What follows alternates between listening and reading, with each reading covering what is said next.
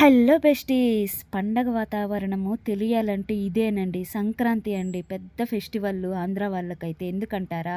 అటక మీద ఉండే సామాన్లన్నీ దించి నీట్‌గా కడిగి మళ్ళీ అదే అటక మీద సర్దేస్తారు. అదేంటో తెలీదు. ప్రతి అమ్మ ఇదే చేస్తుంది ప్రతి ఇయరు. ఎందుకుమా ఇవన్నీ చేస్తున్నామంటే మన మీద కోప్పడిపోతారండోయ్! అలా మాత్రం చెప్పకండి దయచేసి మాత్రం. వాళ్ళకి ఒక పీడలాగా ఉంటుంది. ఈ పండగొస్తే ఆ పీడంతా తొలగిపోవాలంటే ఇలా చేయాలి అని చెప్తూ ఉంటారు. ఇంక పర్టిక్యులర్‌గా మా అమ్మ అయితే అస్సలు ఒప్పుకోదు. నేనైతే అరుస్తూ ఉంటాను. ఎందుకు ఇలా చేయడము?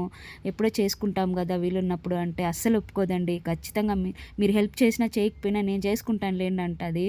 దట్టు నేను కూడా హెల్ప్ చేయననుకోండి. నాకెందుకో రాదు, చేయాలనిపించదు. అందుకని చెయ్యను. ఏదో వీడియో కోసం అట్లా ఫోజులు ఇస్తూ ఉంటాను. మా అమ్మే ఒప్పుకోదండి. చేయాలన్నా కూడా వద్దులే నీ పని నువ్వు చూసుకో అంటూ ఉంటుంది.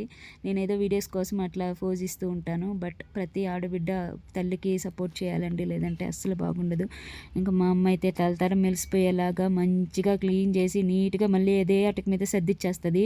ఆ సర్దడం ఎవరో కాదు నేనే సర్దుతాను. ఇంక ఎక్కలేము కదా! పైకి ఎక్కాలంటే పెద్దవాళ్ళు ఎక్కలేరు కాబట్టి చిన్న పిల్లలం మనం ఎక్కి నీట్‌గా మా అమ్మ చెప్తా ఉంటది. ఆర్డర్ వైస్‌గా పెట్టేస్తా ఉన్నామంటూ.